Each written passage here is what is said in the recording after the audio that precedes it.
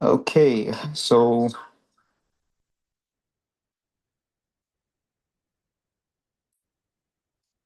sorry about that. I had to unmute the other side, so sorry about the echo. Welcome everybody to today's session. It is the what we like to call it the demo day, which basically is a live presentation for the top 10 finalists who are going to present in front of the judges. They're going to provide feedback, but for the rest of the mentees who managed to make it here today, it's going to be a learning point for each and every one of you so that you can excel with whatever industry in cybersecurity you're looking forward to venture in one way or another. So I'm going to start with a little bit of recap. I'm going to share my slides so that we can get a little bit of history, where we came and where we are at the moment. So we initially started off back at around April, where we sent out call for applicants, where we managed to get around 914 registered students throughout different part of Africa. And as you can see on your screen, those are the countries that had registered for this year's boot camp. So we've managed to cover different part of Africa and also outside Africa. Also on this other side of it, we managed to get different mentors. Those are the mentors who took you through the whole bootcamp process from the beginning till the end, covering different topics. And this is the second list of the mentors who mentored the mentees through this 12-week bootcamp. Moving forward, these were the topics that we managed to cover. So that was introduction to GRC, data protection. We went further to networking, all the way to technical report writing and presentations, because at the end of the day, as we all know, that once you finish doing either if it's your audit or a compliance check, etc., you at the end of the day have to write a report, and at times it goes further to you going and doing a presentation to the board. So that's what we were trying to simulate within this period of the 12 week that all the mentees had gone through. So here, once again, those are just the mentors. Apart from that, you guys had hands-on labs where you managed to go through a mixture of both scenario-based questions, but also hands-on labs where you got web application to go and test and gain your hands-on experience, but also forensics and other parts of the topics that you guys managed to cover. Then after that, we managed to go through a vigorous process of trying to, before getting there, you did a CTF competition. And then once the CTF was over, we went through a vigorous process of trying to select the top 10 performers, which included looking at your attendance throughout the boot camp, looking at your labs participation, what you scored, also looking at the CTF competition, where if we accumulated the points, led to an overall point of 100%. So through that, we managed to get the top 10 performers or finalists rather to move to the next round, which was report writing and creating their presentations. So during the 26th and the 1st of August, there was a vigorous judging process which was going on. And then I'm going to provide a little bit of feedbacks to each of the mentees based on what the mentors had seen on your reports, and you're going to get the feedback and learn from that. And then finally, today we are on the final bit of our bootcamp, which is the presentation itself. We have another set of judges who are gonna be judging you, so that we can have fairness and equality throughout the judging process. So as I had mentioned initially, yeah, those are the top 10 finalists. So that was Terence, Vivian, Joshua, Sifael, Wahoo, Gertrude, Monica, Miriam, Eslin, and Maureen. So these were some of the reports that they had written, all compiled in a single Google Drive place. And finally, these were the judges. So as I mentioned initially, that the judges were split into two categories: those who were going to judge the reports, and those who are here live today, who are going to listen to your presentations and also provide feedback accordingly, so that you can be able to have a glimpse of what it feels like presenting to the board, and they're going to provide the feedback based on what they see, what they hear, etc. So, ladies and gentlemen who are here today, that's just a brief background of where we came from, what the mentees had gone through, what they did in general, and what we were looking to achieve. Because at the end of the day, we just don't want to produce cybersecurity experts, but we want to produce cybersecurity experts who are whole-rounded, who can write proper reports, who can stand in front of the board and be able to present something which is tangible and make an effect to the overall development of different organizations that they are looking out to go and venture in.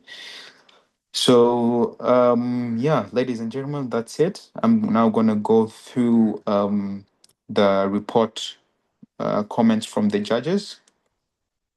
And then after that, we're going to kick off with the live presentation. So I hope the mentees, you have your presentations on and ready to go off. So that's for you, Terence, since you're going to be the first one. So I hope you have that, your presentations ready for you to kick off, and you'll just have 5 minutes. So yeah, apart from that, let me just now start reading some of the feedbacks. I'm not going to read all of them. So for Terence, the first judge had said that your report is well written, but you could have made some improvement within your report. The second judge said you clearly stated the tools, but the presentation need more professionalism. Sorry. Web images are missing, and chat GBT watermarks are everywhere. So also you need to, make sure you use less of ChatGPT, more of your own technical understanding of what you did. Now, to Vivian, the first judge said that your report is well written, but could be spiced up a little more.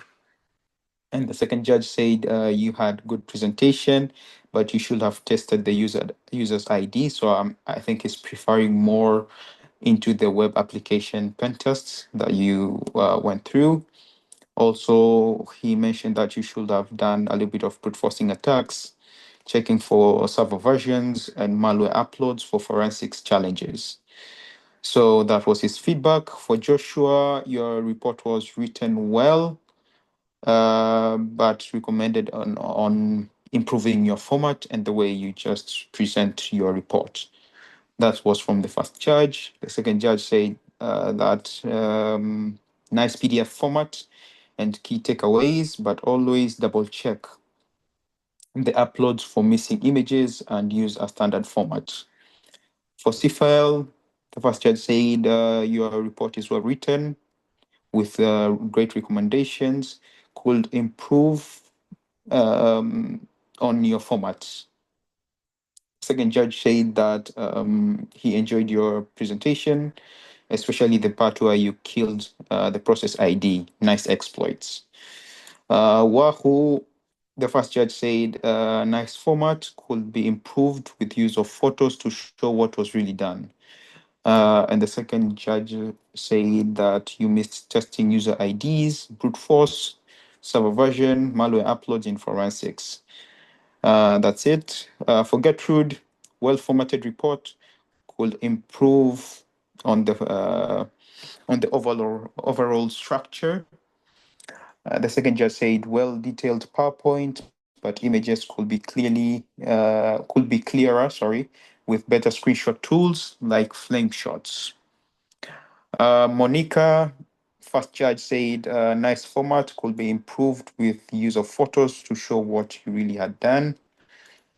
Second judge said the task focused on images with details but lacked storytelling and words to images for clarity. So you need to improve on that. Miriam, well written report. The second judge said, great, well formatted report with clear images. The risk assessments and metrics was strong. Eslin, nice report, could be improved with better formatting. Second judge said, you explained your process step by step for beginners. Use separate headers for each new step to improve clarity. And finally, Maureen, nice report could be improved with better pictures and better pictures, yeah. And then the second judge said, you confuse tools and commands in your presentation. That includes grep, SSH, LS, and cuts are commands, not tools. Otherwise, good report. So those are some of the comments from the two judges, even though there were four. But it's just a matter of time. We don't want to spend forever just reading out comments. It's going to take a while, and time is limited. So I think we can now officially kick off with the live presentation. Terence, if you're there, please unmute yourself. Yes, I'm in.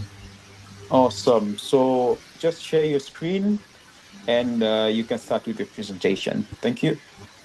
Okay.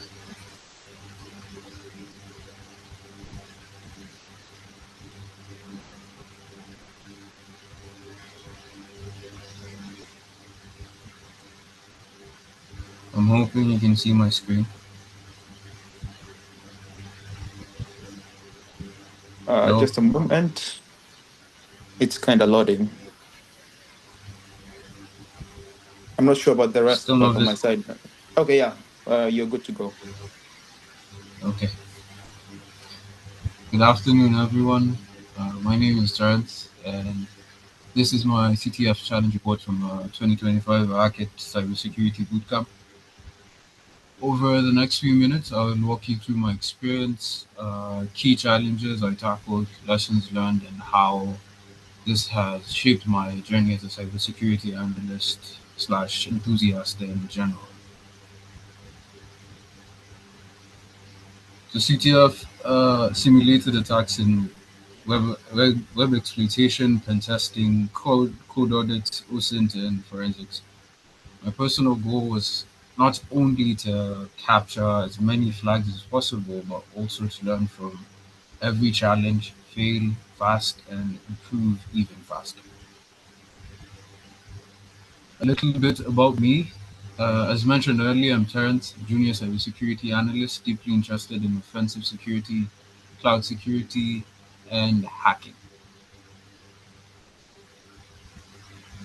Next up, I will discuss the categories and tools I used in the mentioned domains of the CTF challenges. There were 5 domains: web exploitation, pen testing, code review, OSINT, and forensics. Within each of the categories mentioned, I've tried to list the specific exploits. Under web exploitation, there was IDLE, SSRF, authentication flaws. Under forensics, same case, code review, business logic bugs, race conditions, pen test, SSH misconfig, and default credentials. Next, to tackle these challenges in the respective domains, I relied on some essential tools. First is a Chrome browser and Chrome DevTools for web analysis. Second, GoBuster and FAR for fuzzing. Third, SSH and the Kali CLI for remote access. And finally, Python 3 for running code from code review tasks. Then curl and nmap for enumeration. Now, Let's talk results. I'll give a quick rundown of four of the challenges I managed to solve and the highlights of the exploits and the techniques I used to solve them. First is AI Solutions Portal Challenge. In this task, I noticed the profile URL of the website contained an ID parameter. I changed the value manually in the browser and gained unauthorized access to the admin profile. Classic idle. And that way I captured the flag. Second is Corp Docs. This was a broken access control exploit challenge. To be more specific, insecure direct access to the admin interface. I discovered an admin endpoint via a GoBuster brute force. Access it directly via my browser, and there was a flag. In the reset realm challenge, I discovered that the password reset tokens were based on predictable values, likely using timestamps. So I tried to prove my theory. I registered a test user, triggered a password reset, then inspected the server's response headers. The date header looked suspicious, so I converted it to a Unix timestamp and tried combining it with the username via MD5, but the hash didn't match, sadly. So instead, I requested a reset for the admin user, and the system actually returned a full reset link. I used it to reset the admin password, logged in successfully as the admin, and found the flag hidden in the admin dashboard source code. Next is PDF Vault, which was particularly interesting. It was a web app designed for submitting signed PDFs through a form. When I landed on the homepage, it presented an interface with a simple submit a PDF button. Clicking on that took me to a form asking for a document URL. Initially, I tested the system with a public PDF.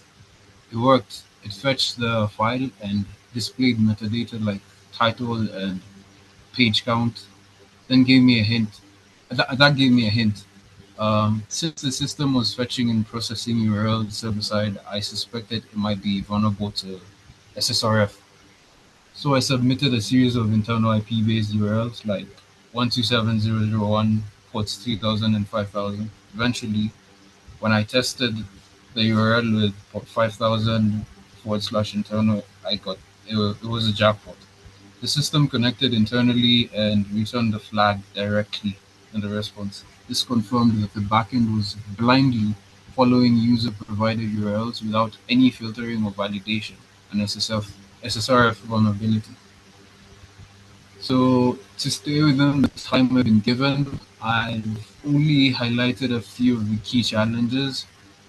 However, detailed walkthroughs for all these tasks are also detailed walkthroughs for these tasks on your screen are fully documented in my report. So this is a list of the tasks I managed to solve. So finally, lessons learned and interest ignited. The CTF sharpened my eyes for hidden flaws, and the hands-on experience helped me connect the dots between theory and practice.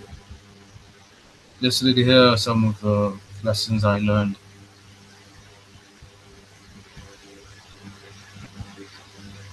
The challenges, the challenge was fun, but more than just a game. Game an environment to test ideas, break things, and improve.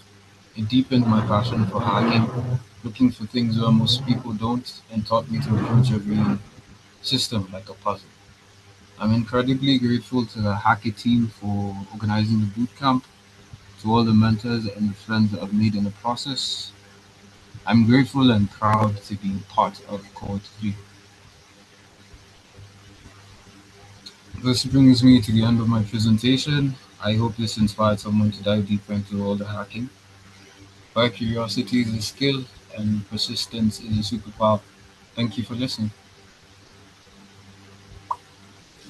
Thank you very much, and for being right on time because your time was already up. So thank you very much, Terence. Um, I think now it's time for The next presenter. I hope the judges, you've already noted down your key points in terms of Terrence's presentation and areas of improvement, etc. If you did perfectly well, then that's okay. The next presenter will be Vivian. So Vivian, if you can unmute yourself and share your screen of what you want to present today. Cheers.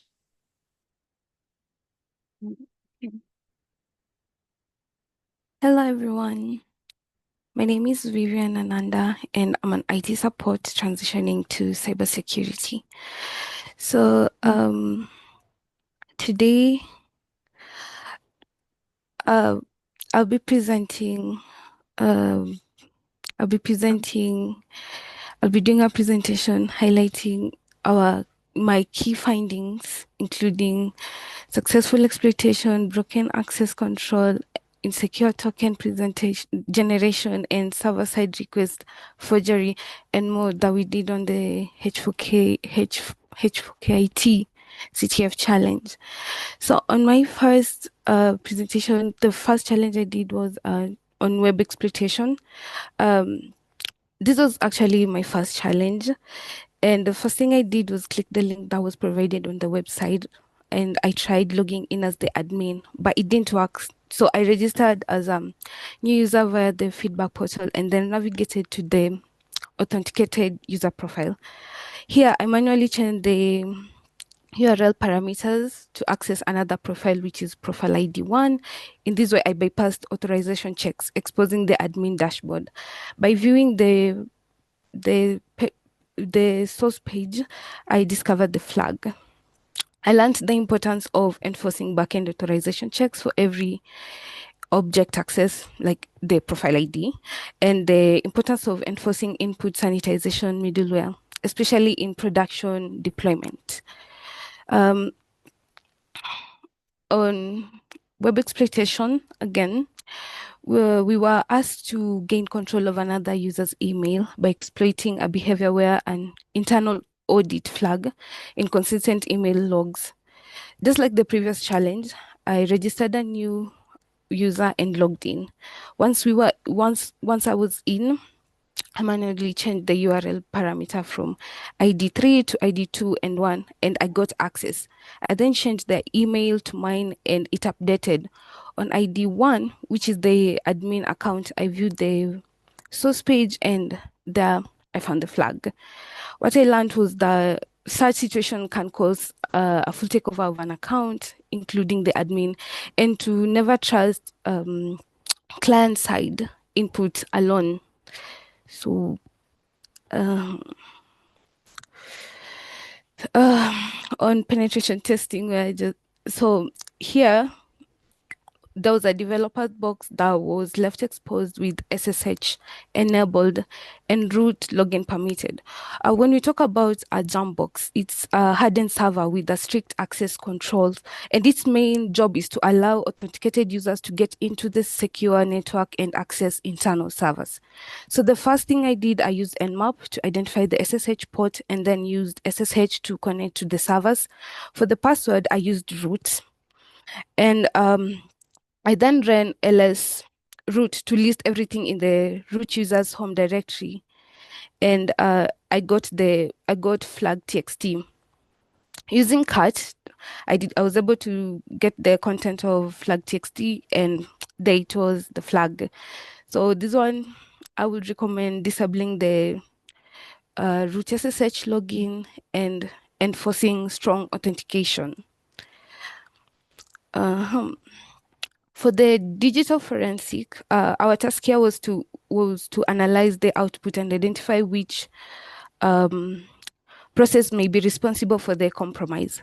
With this, I used Kali Linux, which is an operating system just like Windows, but better for coding. On my Linux, I opened a new terminal and I used SSH, which stands for Secure Shell, to connect to the CTF server. I then ran ls data to get files and the directories inside data. As you can see, the flag I got was mem. I went straight ahead to look if the flag was there using grep, and there was the flag. In this situation, the intern's browser accessed a suspicious domain, likely as a result of malicious redirect or a compromised site. So definitely they need to conduct awareness training and also limit local admin rights. In my last one, it was post-programming challenge. And this one was actually the challenge that got me to number 3 on the CTF. It actually gave me a chance to redeem myself.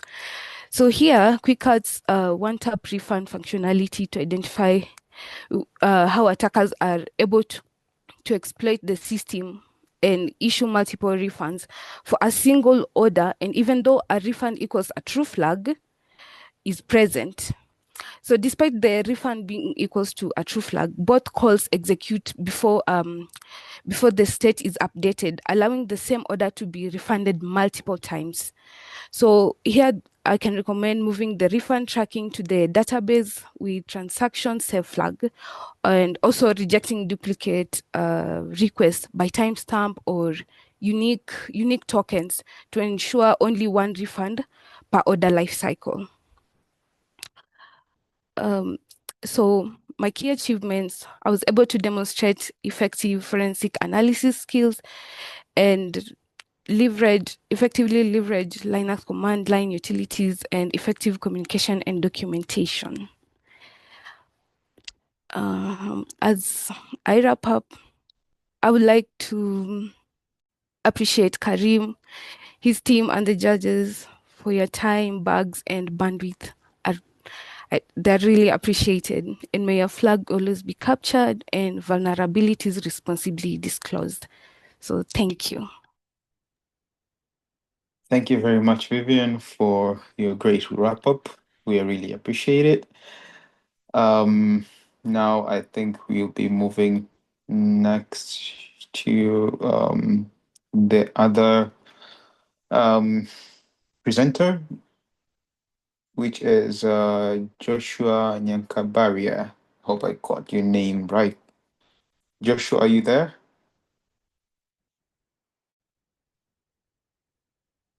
Okay, thank you, Joshua, and all the best.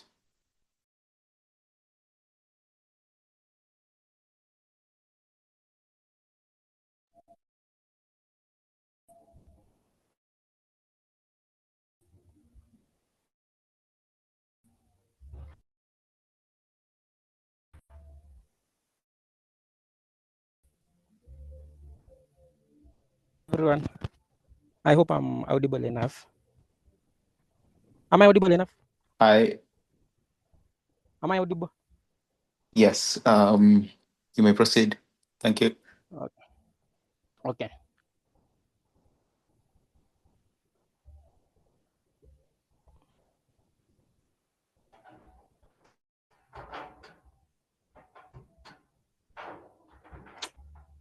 And before you proceed, Joshua, let me just give a room to everybody who has managed to attend.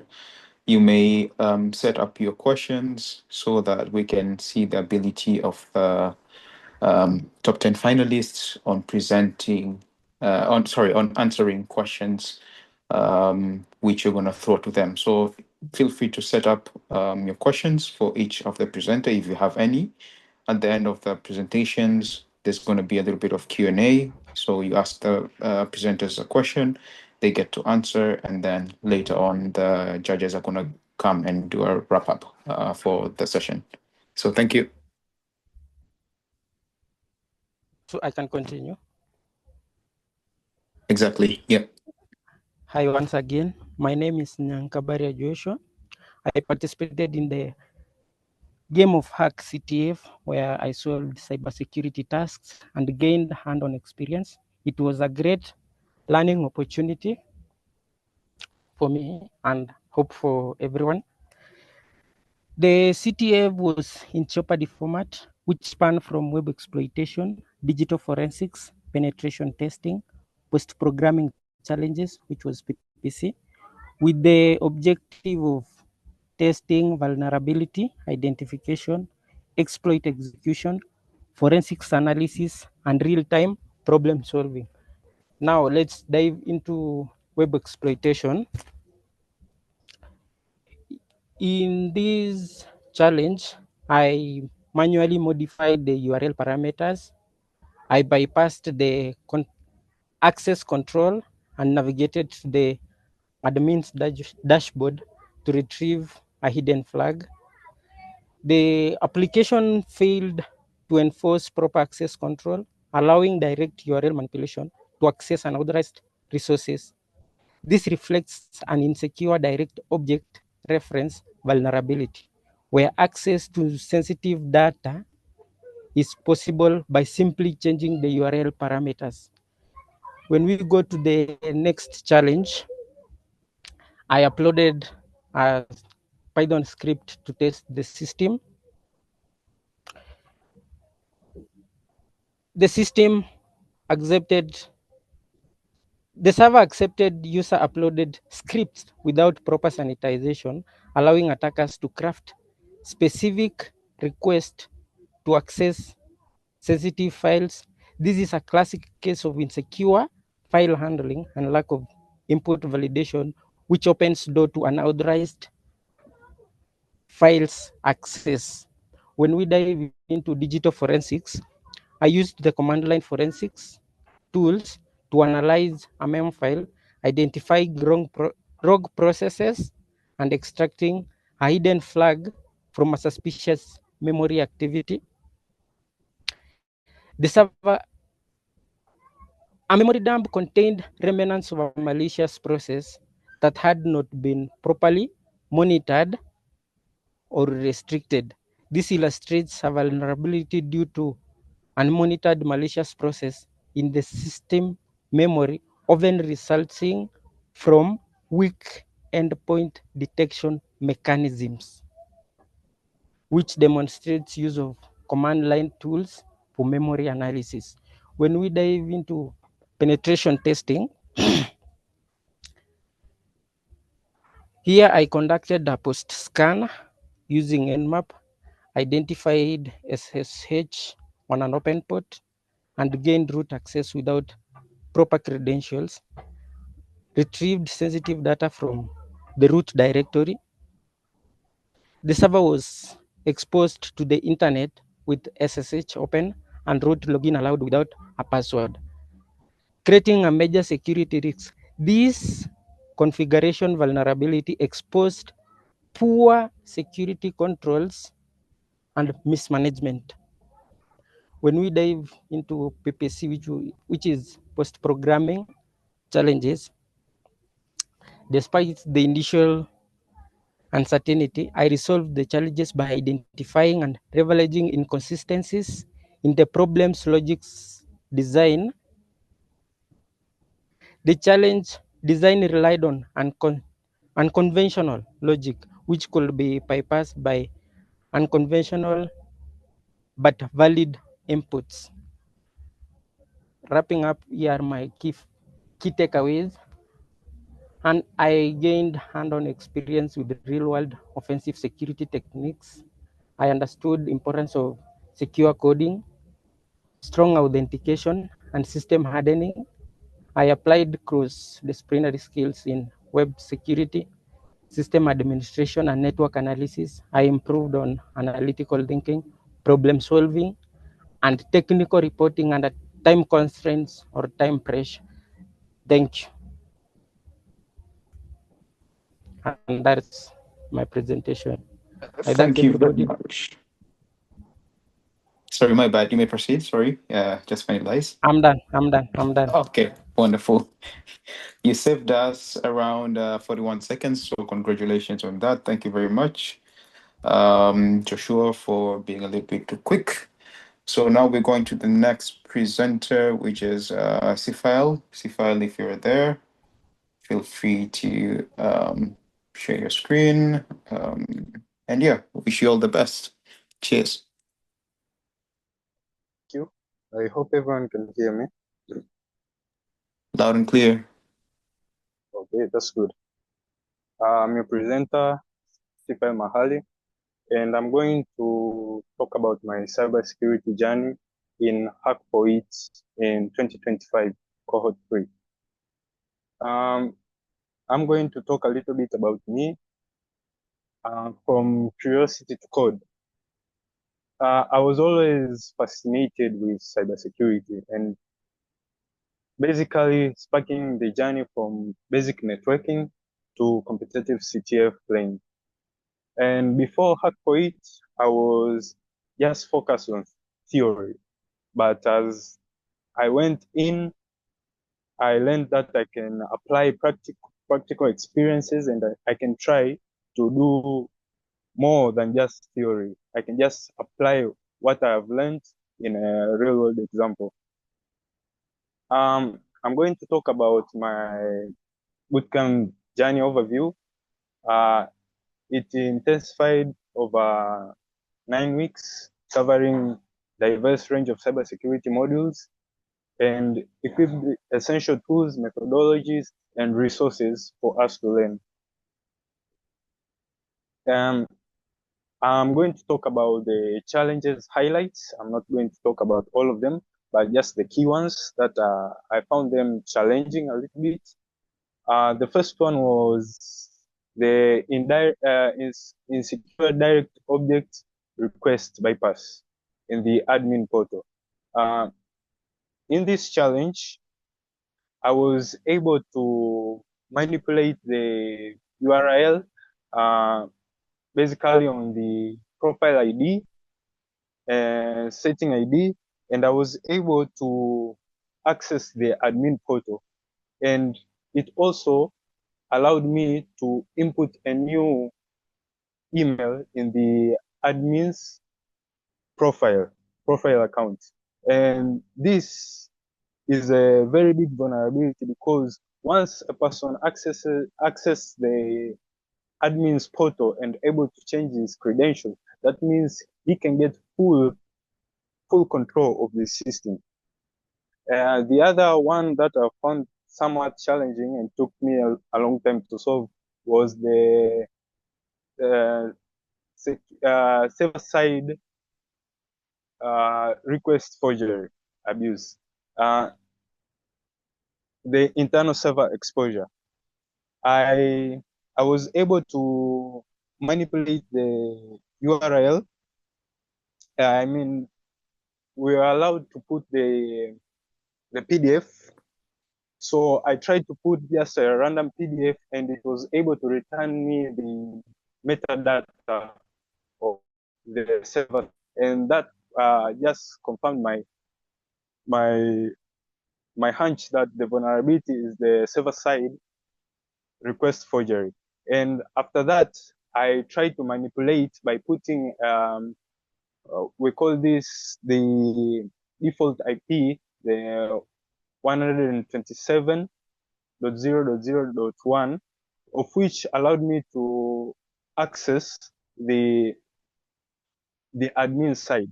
And I was able to get the flag. That means if I, without the input validation from the user, anyone can access the server side and can do whatever he wants, of which is not a good thing.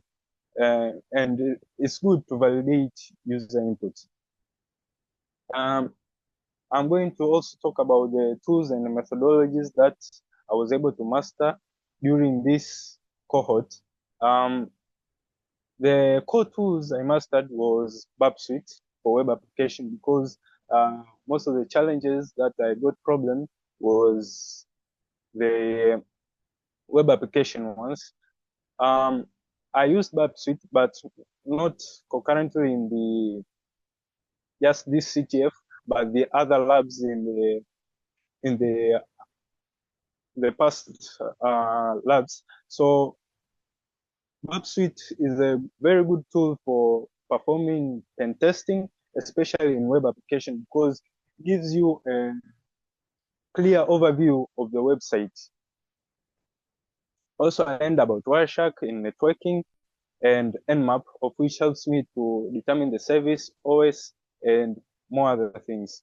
I also learned about personal automations, that is Python scripting, because at first I was just taking scripts from the online and I was just testing them. When they work, I was just happy. But during this course, I was able to use the scripts. Also, I learned about the strategic framework, which is the MITRE attack for understanding, which helped me to somewhat format my documents and try to provide a clear report.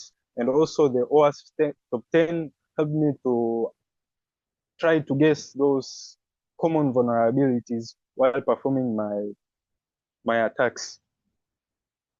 My CTF performance, as it was known, I was ranked 9. It was kind of challenging because at first I was not understanding how things were going, but as time went, I started trying to find more information, and I was able to be ranked among the top 10. And one of my best challenges was the REM set prediction recovery, of which we were able to get the token of the admin, of which allowed us to be able to reset the admin's password and be able to enter the admin's profile. Thank you, The last Sifael. Your time is up, unfortunately. So we'll be moving to the next presenter. But thank you very much for your time. Thank you. Okay, thank you. The next presenter is Wahoo. So Wahoo, if you're there, feel free to share your screen and start presenting immediately.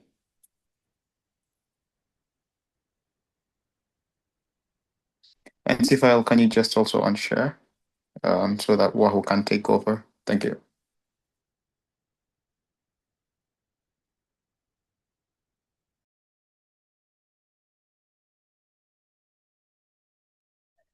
Hi, Hackit community. I hope I'm audible. Loud and clear. Thank you very much. My name is Wahoo, and I'll take you through the challenges from my point of view. Is my screen visible? Yes, very visible. Yes. So the challenges I have highlighted in this PowerPoint is web, forensics, and pen test. The first is web. This is the first challenge, AI solutions. First I did recon, created an account. Then I logged in, checked out the backend, the front end. These are the details I noticed. You can change the ID from there. My ID was initially 2, so I assumed the first ID was admin, and I was right. So I changed it to admin and accessed the dashboard, and boom, there was the flag. So lessons learned, this was an IDOR, and it should be tested for every simple applications and websites we make. The second one was CopDocs. This was the recon, created an account, logged in. I tried accessing the admin, so if there was a dashboard page, there must be an admin one. So I changed the URL and it worked. Then I found the flag after accessing the admin dashboard. Yes, the next one was dev portal ownership. Sorry. First, I did recon, created an account, accessed my dashboard. And my profile was that was by the ID for my profile. So I assumed there was profile 2 and 3. And I was right. Profile 2 and 1. And profile 1 was the admin settings. I changed admin email and accessed it. And viewing the source code, I found the flag. Yes. The other one was PDF Vault. Here we were using this application to submit PDFs, and they were only accepting .pdf.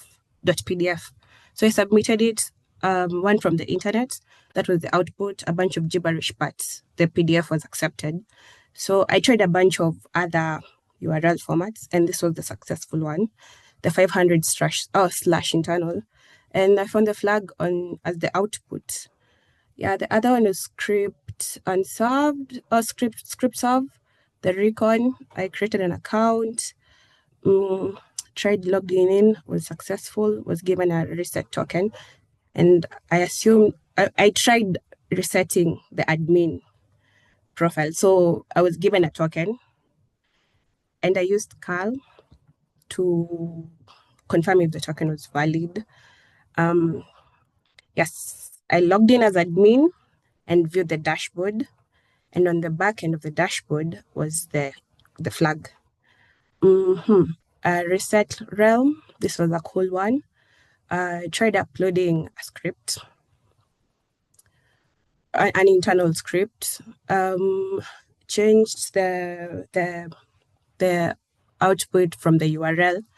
Since it was asking for file equals, I tried a bunch of things like users and others, but flag was successful, found the flag. The other one was the forensics bit, browser trail, recon. I SSH'd into the machine with those credentials given, navigated through the directory using Kali. I was using Kali and used the Kali commands and finally found the flag. I didn't use grep for this because the flag was actually visible easily. The other one was memory leak, same thing. Found it there. This one had a lot of output, so I used grep. Yes, I used grep to find the flag because the output was a lot. Sorry. This is SSH credential breach. Recon, I logged in. I found the flag within the directory. Within the log file. Yes, there was the flag. The other category was pentest. Pentest, I started with root of all trouble, SSH'd into the machine. The password was root. Flag was uncovered.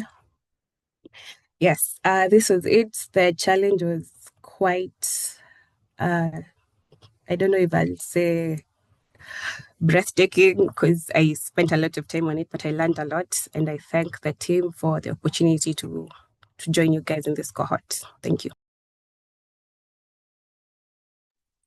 Thank you very much, Wahoo. You have 1 minute spared on your clock, so thank you very much for being right on time. So the next presenter is going to be Gertrude. Gertrude, if you're there, feel free to take this opportunity and proceed with your presentation. Thank you. And yes, it's visible.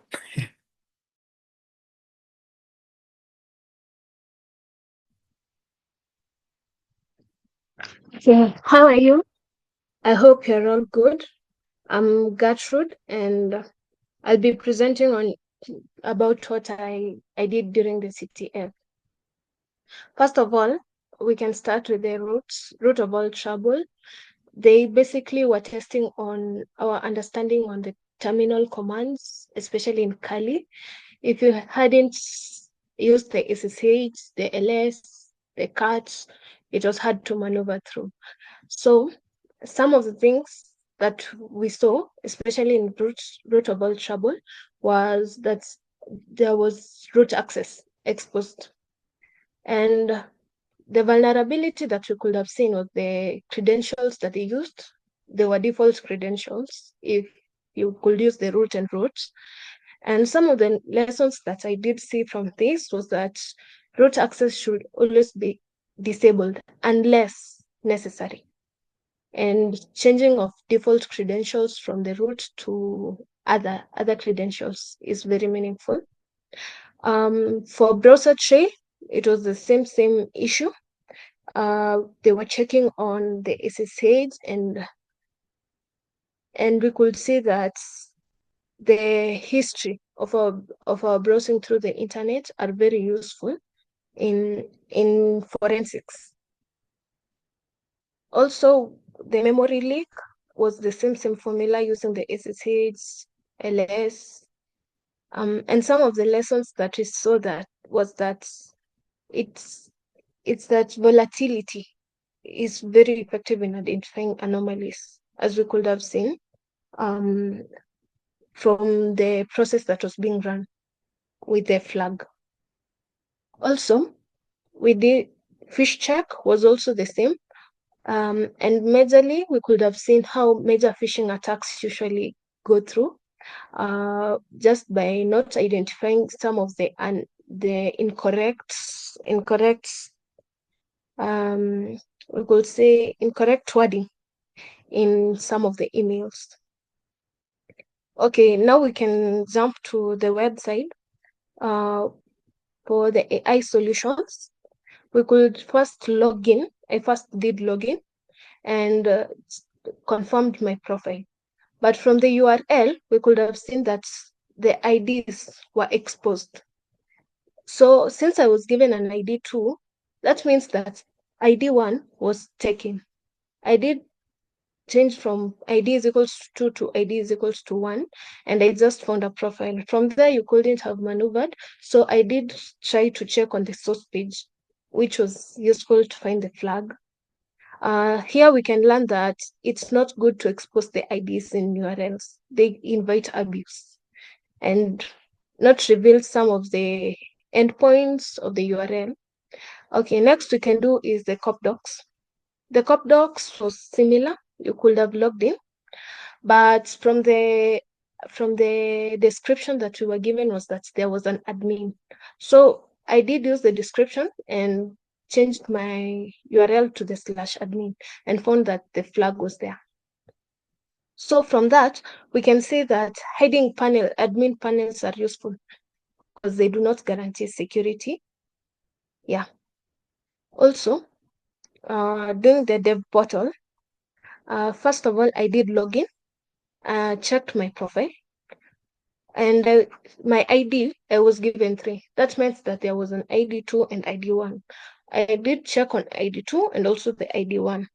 From there, I could take any one of the emails from either ID 2 or ID 1 and place it to my editing profile and place it as my own email. As I did so, I checked the source page and found the flag. So here we could see that as long as I had someone else's email, I could have duplicated to mine and accessed his site. So here, what some of the lessons learned were validates the user and never use ID from user as the only identifier. Okay, in the PDF vault, was almost similar, was that we had the PDF.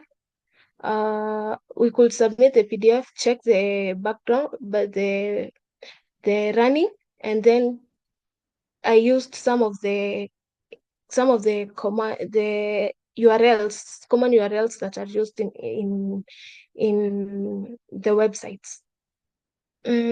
Also, we can also check the Greek for gods. We saw that understanding the codes are useful.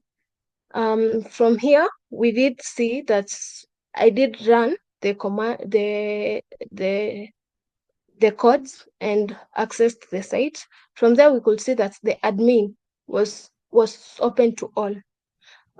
Same was for all those understanding codes. Finally, I could say that it was an interesting CTF. I did love it. Thank you. Thank you very much, Gertrude, for using or utilizing your time very well. The next presenter is going to be Monica. So, Monica, if you're there, you can just share your screen. In a minute. Okay, awesome.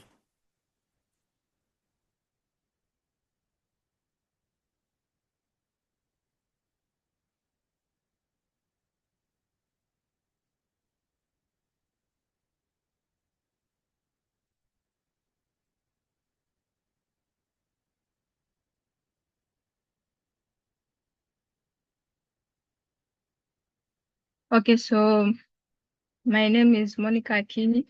I'll be taking you through my presentation.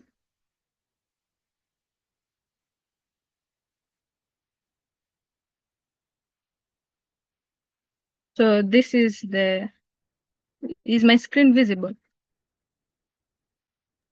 Yes, it is. Thank you. Okay.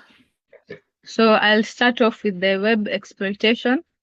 So I started by inspecting the page behavior and testing the inputs. That is for the AI solution. I created a user. Then I tried to logging in. So I checked the profile ID and I noticed that they had two other users apart from mine. So I tried testing the profile number 2. Then the profile number 1, I got it to be the admin page. So in viewing the source page, I found the flag. Then the other one also for the COPS docs operations, I saw that there was the dashboard page. So I tried to access the admin page if it was created, and I found it was there. So I inspected the page also and found the flag.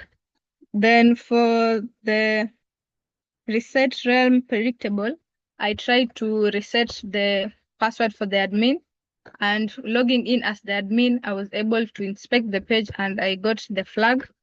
Then for the forensics, I created the sessions using SSH and logged in, and I tried to navigate the data folder which was there, and I tried to open the files using the cat commands and to find the keywords like the flags using find and grep and strings.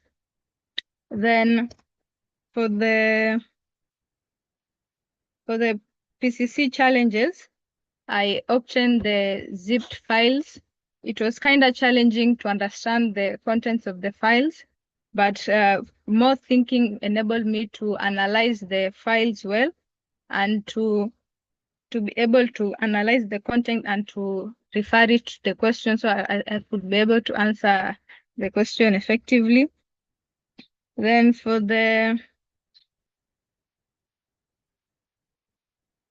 so these are my tools. For the web application, I use Babsuite, DR Search, Postman, browser dev tools. Forensics, I use SSH, grep, strings, exif tool, itrace, and sudo. Then pen test, I use Nmap, Netcat, curl, banner grabbing. The OS INT, I used Google, Whois, GitHub, Copilot, social media services, and the PCC, I use CyberChef, Hydra, Hashcat, and John the Ripper. The challenges I faced, one was a few challenges led me down the wrong path. I was kind of confused on what the challenge requested of me. Then some PCC binaries reveal little information during analysis, which required me to analyze them more. Then limited time for solving the challenges. Then what I learned from the challenges is that I should have comfort in thinking like an ethical hacker beyond what I already know. So I should be able to explore more. Then patience is key. Some solutions were never directed.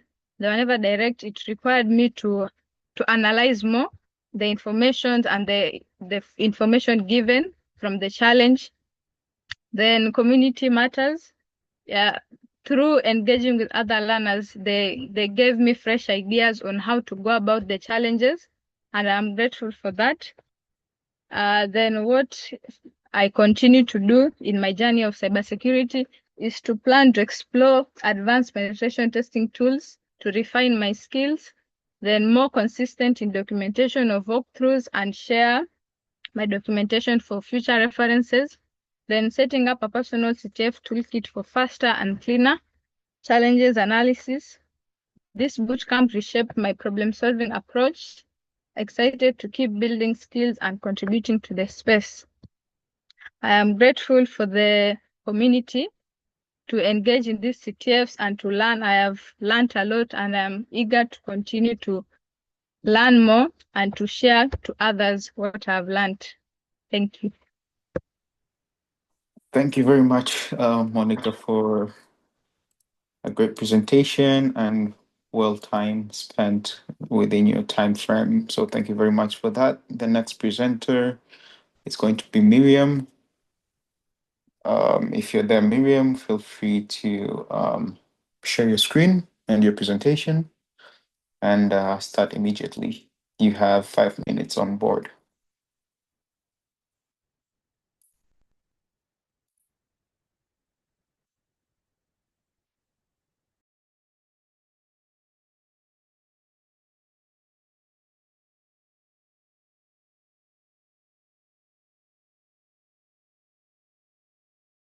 Hello.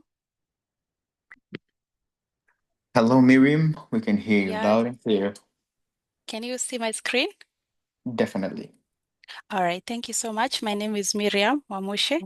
I am a SOC analyst, medical interpreter, and a curious cybersecurity student.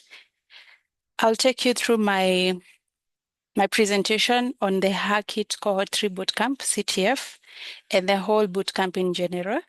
So I have the challenges categories that I was able to solve, that is penetration testing, memory forensics, email analysis, and browser behavior forensics. We'll start with the PDF Vault challenge. For this one, it was under the category of penetration testing, and I'm sorry I won't be able to cover all these details because I only have limited time, but I'll definitely share my link to my full report where you can read more. So for this PDF Vault challenge, I noticed that the app accepted user supplied URLs without validation, and I was also able to probe into an internal IP 127.0.0.1, which is an loopback address to a machine, and this port 5000, which mostly runs Flask Python framework, which means that probably the application was in development mode and was not supposed to be publicly facing. To be accessible through the internet. I was also able to access the internal root and discover hidden functionality, and no authentication was required to access the internal path to the PDF vault.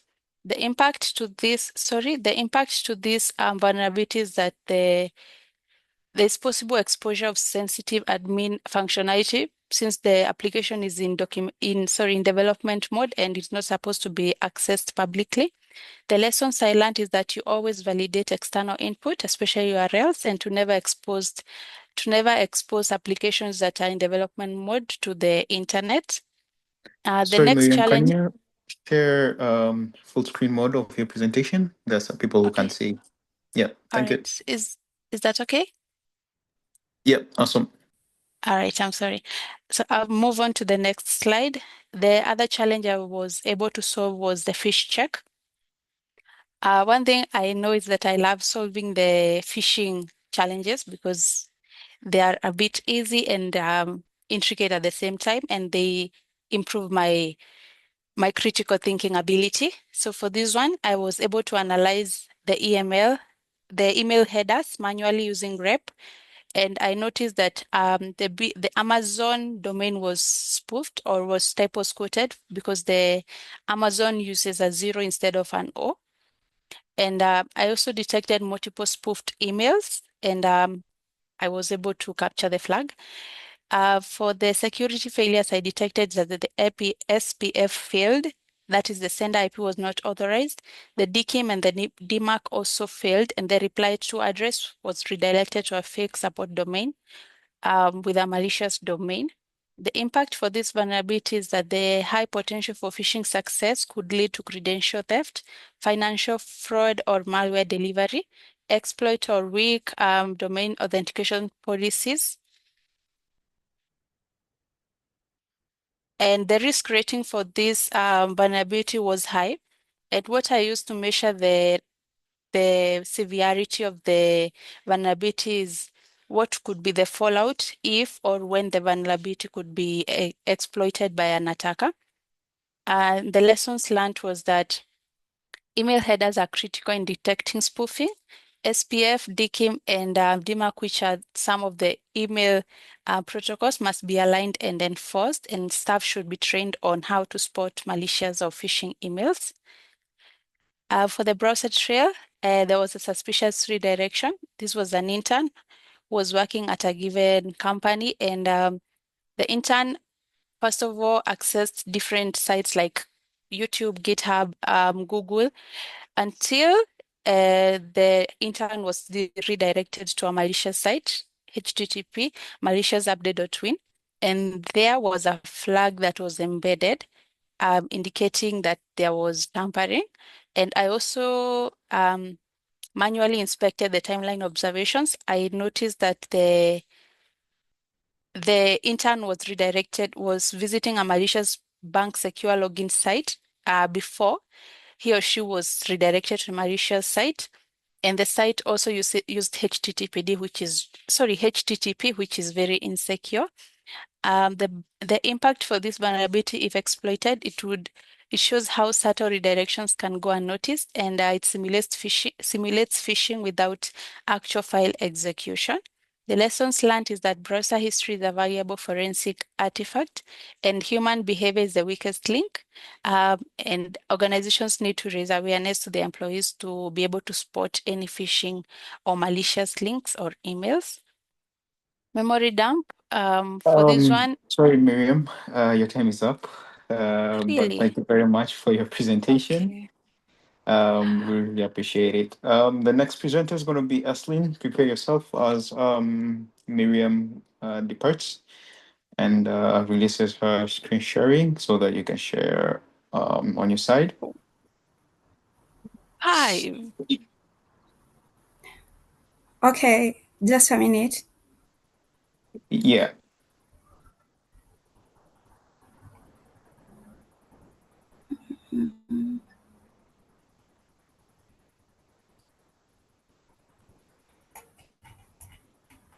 Hello, can you see my screen? Definitely, we can see it. Thank you. Okay. I'm Eslin Jepto. Just to note, I'm a Taiwan SOC analyst. I just joined a company as a SOC analyst, so this was a great opportunity for me from market. So for my content, I just gave a brief summary for what we did throughout the CTF and the classes. So my contents are the categories of the challenges we solve, methodologies and tools, and the lessons learned. And then for my introduction, the bootcamp offers insight that theory alone could never provide. As a SOC analyst who has just recently joined the cybersecurity field, I had basic exposure to incident response, but the tailor-made sessions ranging from GRC, SOC, forensic, etc. helped me see the full scope of what it takes to being proactive and curious always. So these presentations explore the methodologies and techniques I apply to solve a wide range of challenges. So the challenges were ranging from forensic, web, OSINT, and PPC. So this also captures the key lessons I gained through critical thinking processes I adopted.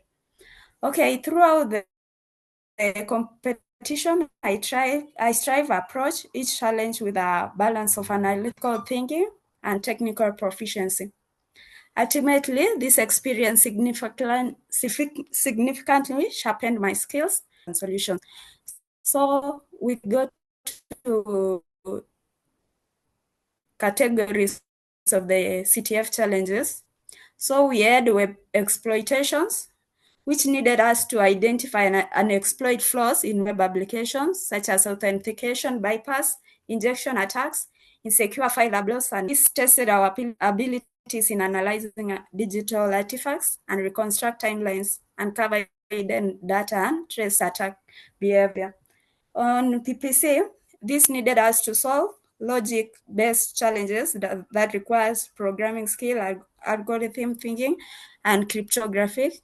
So on penetration testing, it tested our knowledge in performing simulated attacks and vulnerable systems. On OSINT, leveraging public data, sources, social media, and metadata to gather intelligence and uncover digital footprint. So for the methodologies I use, the approach I used, so I started with initial triad by scanning all the categories that were provided and seeing which challenges I could solve faster for timekeeping. And then prioritization, I prioritized challenges that match my strengths like PPC and forensics to gain quick wins and build early momentum. So for me, on forensics, I really want to be a forensic analyst.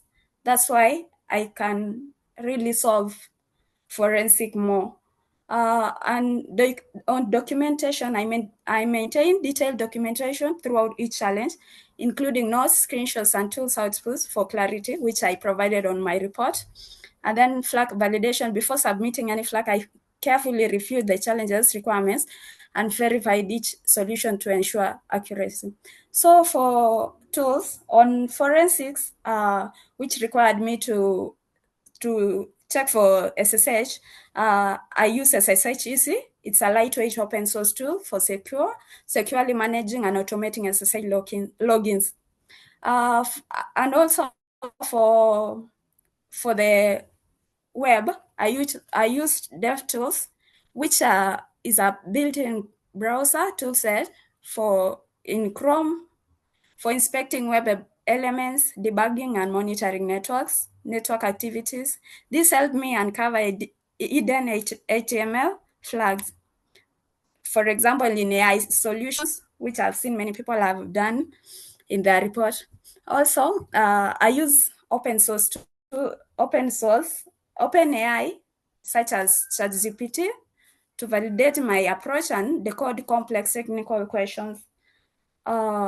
So on my lessons learned, strategy is critical. Diving into challenges without a plan often leads to wasted time and effort. Documentation is a game changer. Maintaining real-time notes and capturing screenshots during each step proved invaluable. And then CTFs build practicals, transferable skills. Each challenge simulated real-world scenarios in digital forensics, penetration testing, and threat intelligence and incident response. Think like an attacker, report like a defender. Success required a mindset shift, understanding how attackers think to exploit system, and collaborations accelerates learning. Working with teammates or discussing solutions post-challenge highlighted different techniques, tools, and methodologies. So the greatest of all the lessons learned always show up. Even if you don't have time, just take that small time to show up for it. So thank you. That was my report. Thank you very much, Eslin, Carry on. for your time management. We really appreciate it. You still have around 26 seconds remaining. So the last presenter will be Maureen. Maureen, please share your screen and also go as fast as you can so that one of the judges is able to, he has other engagements to be able to proceed with other stuff. So all the best. Cheers. Thank you. Hello, everyone. Can you see my screen? Yeah, it's visible. Okay. My name is Maureen Kambua, and I'll be taking you through my brief presentation of my experience and a few key takeaways from the H4K-IT Cybersecurity Bootcamp.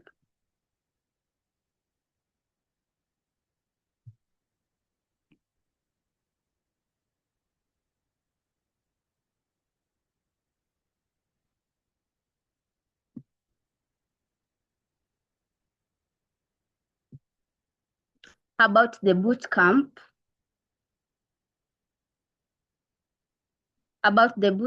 During the cybersecurity bootcamp, I participated in a capture the flag competition that challenged participants to solve real-world inspired security scenarios across multiple domains, which were penetration testing, web exploitation, and digital forensics. My approach focused on identifying misconfigurations, insecure implementations, and suspicious system behaviors.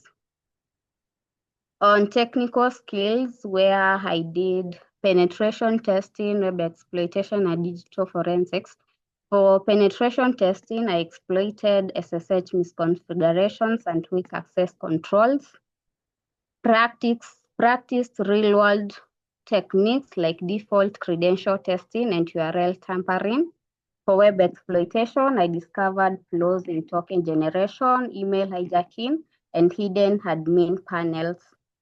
I applied the knowledge of insecure direct object references, that is IDOR, client-side versus server-side controls, and input manipulations.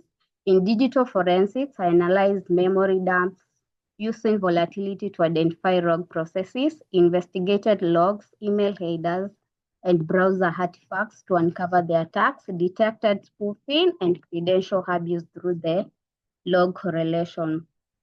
For the tools, I use CMD to connect to the CTF server using SSH and apply the Unix commands to access the flag. For webs, I used web browser developer tools to uncover the hidden flag in web exploitation tasks. Key recommendations is like I would like to enforce backend validations, especially for the software developers, instead of relying on client side, to always use secure libraries for token logic, and also to automate log and memory analysis. Takeaways: the bootcamp strengthened my practical cybersecurity skills, and I learned a lot to exploit and investigate systems, gained confidence in incident handling and response scenarios. I'd like to thank the Hackit community for the opportunity for us to learn and even to gain confidence in exploiting and doing the real world challenges in cybersecurity. Thank you. Thank you very much, Maureen. So I guess we are done with all the presenters for today. The next phase will be for the judges to provide their feedback. So I think we'll just directly kick off with Dr. Nasir because he has some other engagements. So Dr. Nasir, if you can unmute yourself, just say a few words before you leave, and then we'll let you go with other engagements that you have. So welcome. Okay, thank you, Karim. Thank you, all my colleagues, fellow judges, and also the incredible mentees as well. I'm sure all of us have listened very patiently and very carefully to all the very, very technical presentations, and congratulations on finishing this journey. I hope it's not going to be your last. So I think, Karim, just to congratulate you again. It's a very good work that you're doing, and more support coming your way, hopefully. Yeah. And then for the mentees, I think, am I allowed to ask one or two questions, I think, in this case? Or make Yes, some definitely. comments? Yeah, yeah. I think it was just one question, maybe because of time. Maybe for Miriam Omuchi. She measured some severities, and she mentioned it was based on the impact, I think. I think for that, it should be based on possibly industry standard like CVSS scoring to make it more standardized, because as cybersecurity professionals that you're going to be, you have to start performing based on the international global standards. So you can try with calculating the CVSS scoring and looking at the technical details. Hopefully, Karim, you will incorporate this particular aspect, especially for the pen test, into the program, just briefly on how to Yeah, basically use it in some few minutes. Yeah. So, definitely. and I think, yeah, generally, I think they did very well. So this is just one of my inputs I would like to add, and both as a question and input. So thank you very much. Thank you, Doctor, for a brief explanation and input, rather. Let me put it that way. And yeah, I think we can let you now go to your other engagements. And thank you very much for being here with us today. And yeah, we're gonna interact on other engagements. So thank you very much. So the next phase will be to ask your questions. If anybody has any question for the top 10 finalists, or if you guys have any comments, feel free to unmute yourself to ask the top 10 finalists so that we can move forward to getting feedback from Margaret, Gloria, and Mary, and then we can give it a wrap up from there. But from my side, some of the questions which I have. So to the all mentees, because I noticed one thing that when it comes to the forensics challenges, most of you tended to use grep to get the flag directly, but none of you really explained. I think it was just Miriam who really, I think Miriam and somebody else really spent time to explain in details what they were looking at and what was their thinking behind it. So if you, the mentees, could really answer that question one by one, especially uh, through the same list that we went with initially, starting with Terence, going on forward. So for you, Terence, I'd like to understand what did you learn really in the forensics challenges?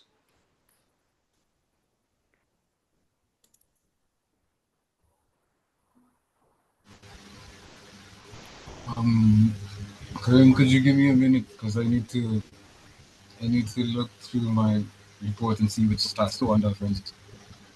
Okay, awesome. Then we can go direct to Vivian. Okay. So sorry, Vivian had an emergency, so yeah, we can skip her for now. Joshua, if you can answer my question, that would be great.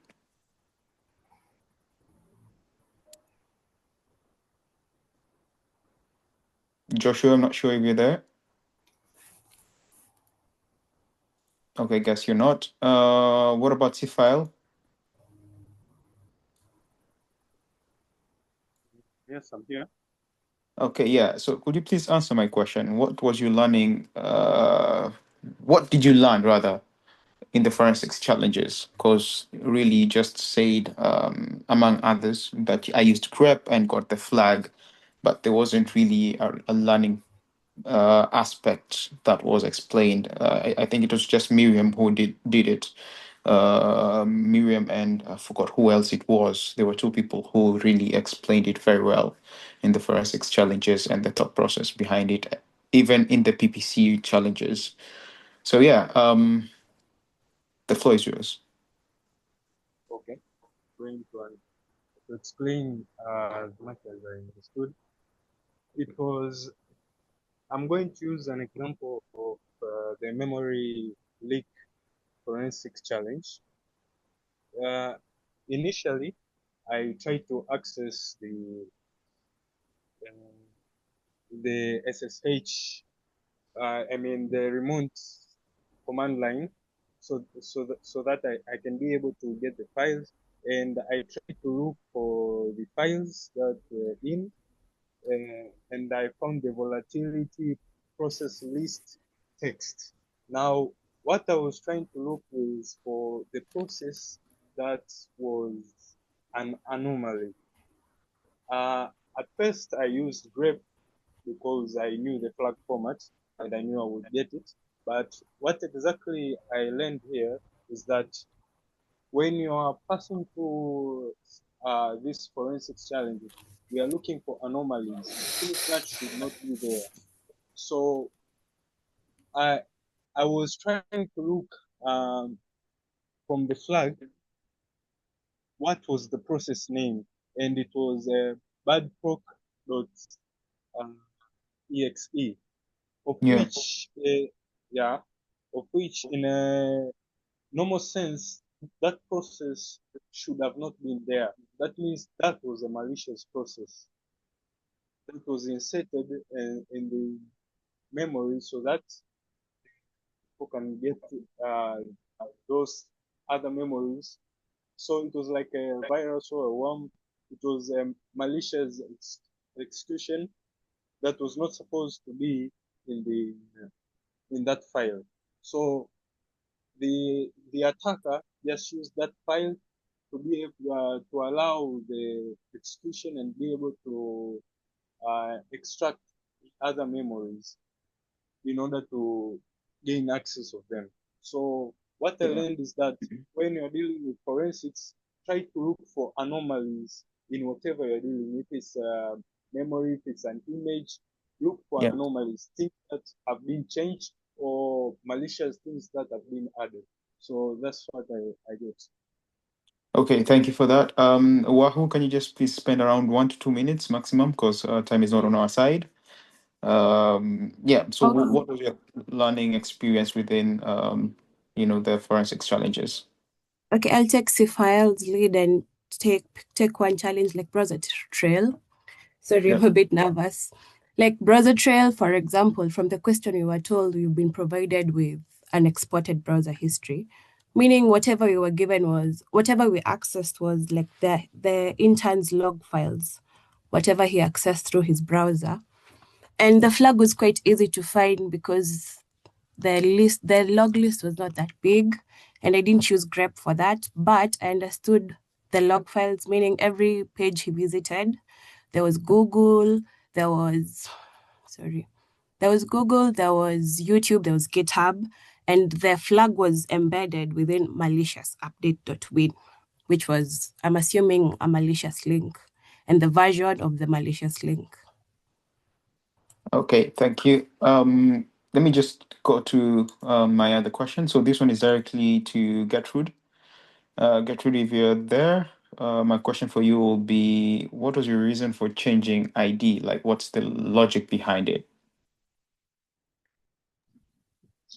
Okay. That's for web. Yeah. ID in databases, we know there is a sequence that it goes through, like the one, the two. Once an ID has been taken, you can't go back and rechange the ID and assume it's your ID. So in web, as I was doing, when registering an account or creating an account, I was given a specific ID, like 2 or 3. In other sense, when you try to go forward, you could have found a 4 error or something of the sort, meaning that it didn't exist. But while going backward, you find that it's an ID taken. It was already taken, so you had to be given a next ID to explore. So in terms of checking the URL ID, it's better to hide, as that's the logic behind it. You find that it's a database itself, and it goes with counting. Okay. Thank you very much for that explanation. I'm not sure if there's anybody in the audience who would like to ask a question to the top 10 finalists before we have them judges in. So anybody? Feel free to unmute yourself, by the way. Hi, Karim. I have a question for all the mentees. Yeah. I know we've discussed a lot on the technical perspectives of things. So I just want to direct this question to the mentees. So give a business relation or an impact to some of the vulnerabilities you found. So you state a vulnerability and then you state a business impact or a business relation.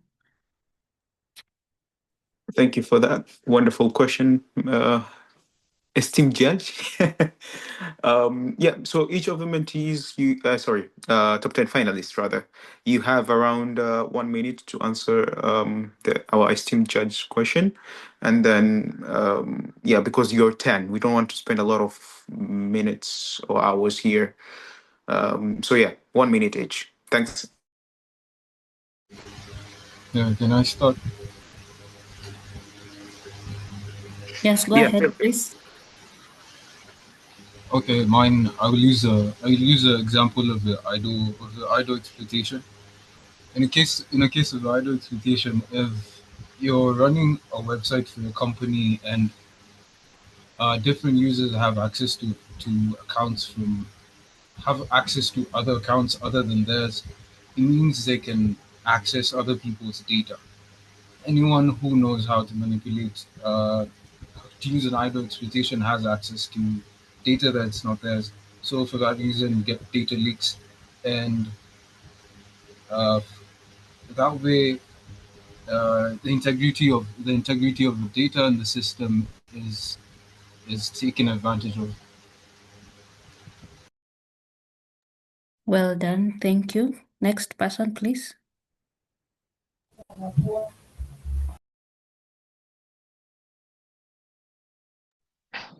Okay. For me, I will try to use the example of the puppeteer where we were using the discounts. That's like assuming I was to be, it's a one-time discount to be given from person to person.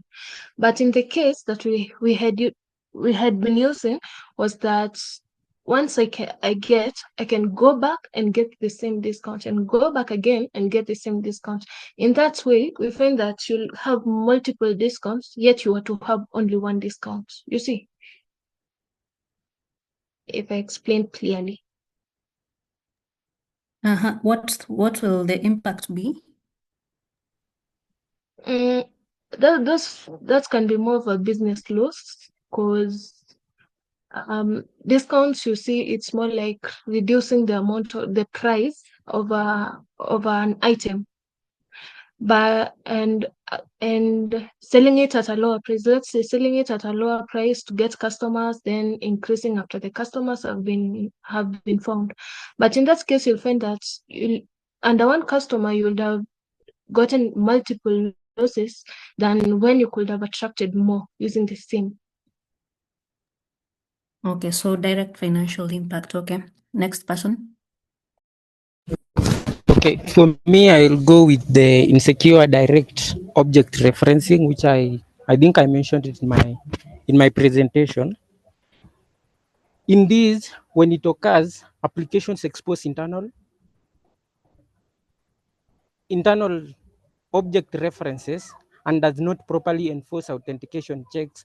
It can affect the business in such a way that data breach and privacy violations can be, attackers can gain access and access sensitive data such as user accounts, financial records, and personal information, which may ruin the business reputation and it may incur some costs. Yeah. Thank you. Next person. Okay. I'm going to talk about the vulnerability server-side request forgery. This one can cause remote code execution by the attacker, and it can be able to manipulate, get the files. That means data breaches. Also, it can cause massive financial loss because of if the data breaches are exposed, the people will lose trust, and somehow the stocks of the company will fall due to people, maybe the shareholders, withdrawing the shares, and the customers not using that platform anymore. So that's all.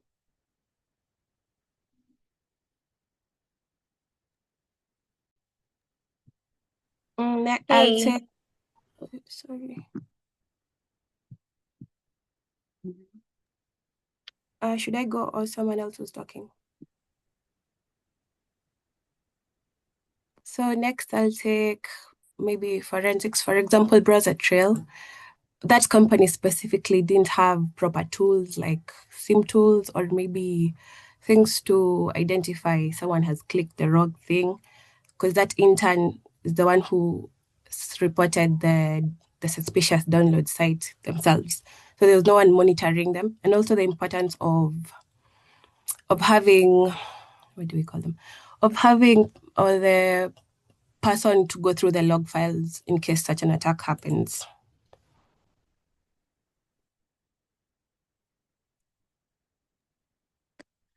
Thank you for that. I think also part of our esteemed judge's question was, what is the, I think, business impact that you're supposed to explain? So yeah. So the business impact could be data exfiltrated because someone clicked a malicious link and the attacker had access to the system. Okay, awesome. I'm not sure if we missed anybody else. Yeah. Okay, yeah. Miriam, you may go forward. All right, so for me, I'll use the example of the DevOps jump box misconfiguration. It was a box that was managed by a third-party contractor, and it was suspected to have been left misconfigured during testing. And I was able to have direct SSH access to the server using the default credentials, that is root, username and password, and I landed directly into a root shell. The impact for this one, in the case of using default credentials, it will allow full system access without requiring any privilege escalation or password cracking, because it's obvious. And it could lead to loss of sensitive data, access of sensitive business data, and also it could lead to reputation damage and financial loss to the business. Okay, thank you. Anybody else that we might have missed? Because sorry, I lost track in between. Me. Okay, yeah. Go ahead.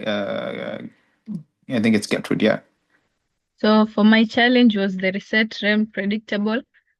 So for any person who can generate a token or create a code to generate random tokens, they can be able to reset passwords for users, and they will be able to access their information, their personal information, or maybe even other important information from the organization or their company that they're working. So the effect that it will have on the organization is they will have lost trust from the public because of the personal user information which will have been lost by the hacker, and also their reputation will have been compromised by the public. Yes, thank you. Thank you very much. Now I think we should just go straight to the judges. Karim, Yeah. maybe you can get the name of the one who has just given her case, because I think we can't see the name. It's Gertrude. Gertrude. Okay. Yeah. No, it's not me. Oh, it's not Gertrude. Okay, my bad.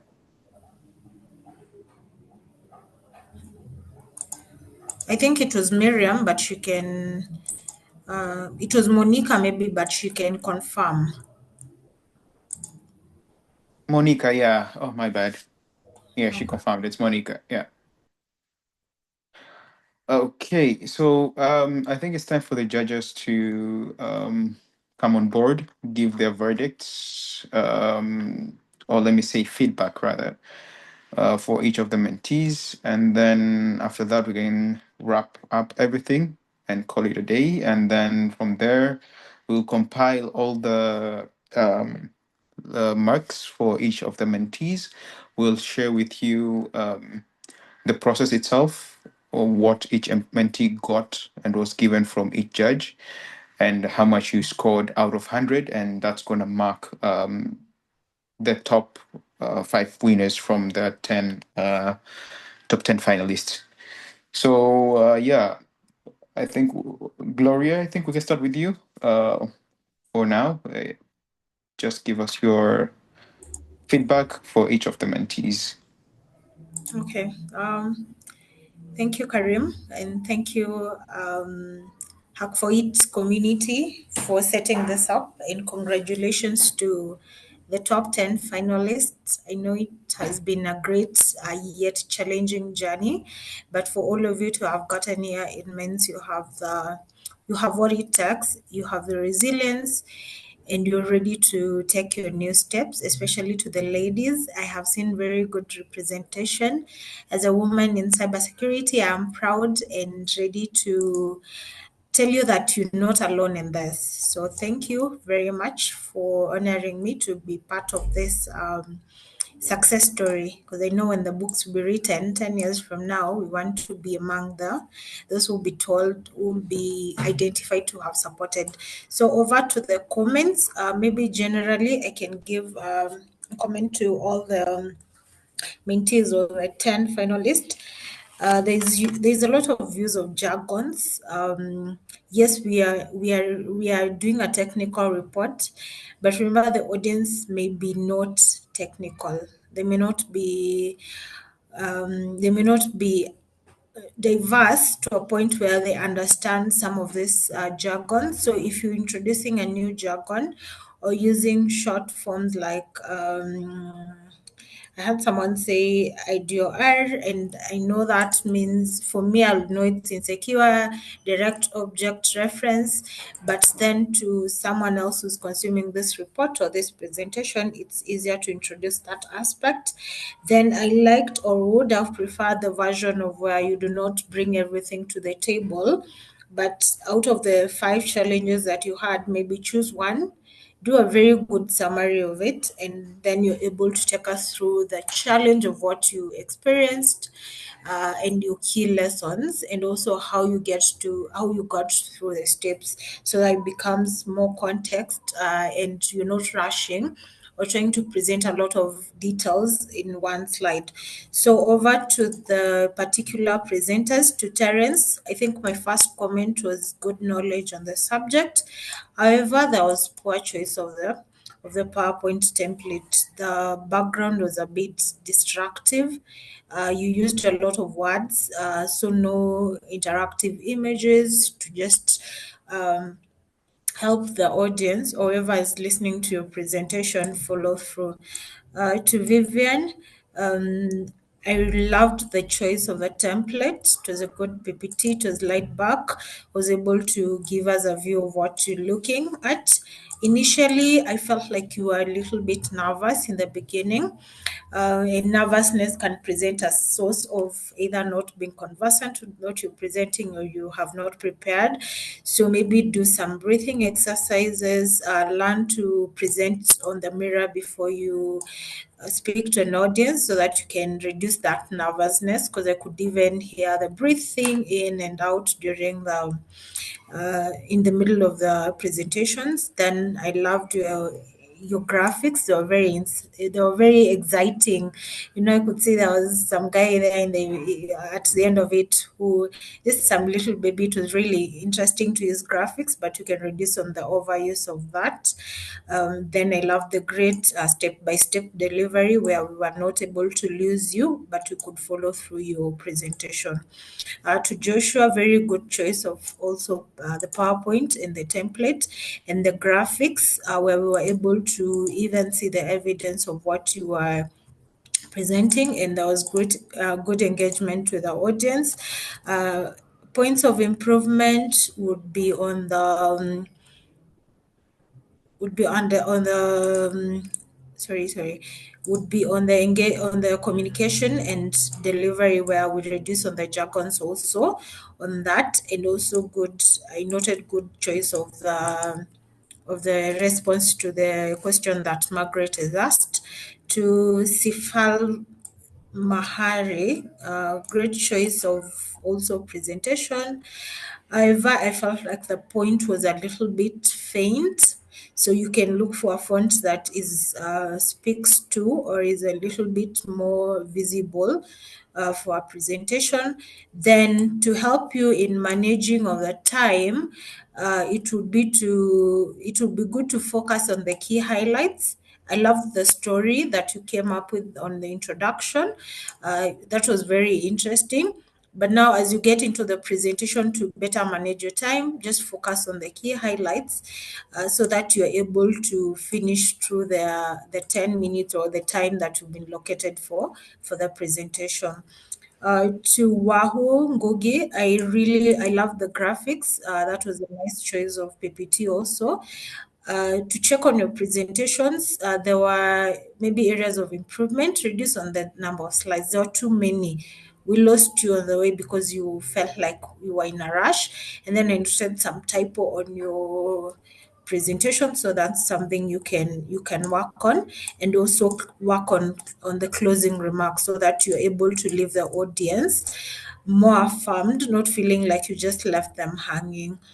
For Gertrude, there was good choice of the presentation, good communication skills, and also delivery of the content, maybe to add on the questions that were asked. I think you can be able to leverage more on understanding the business aspect so that you can be able to answer that well.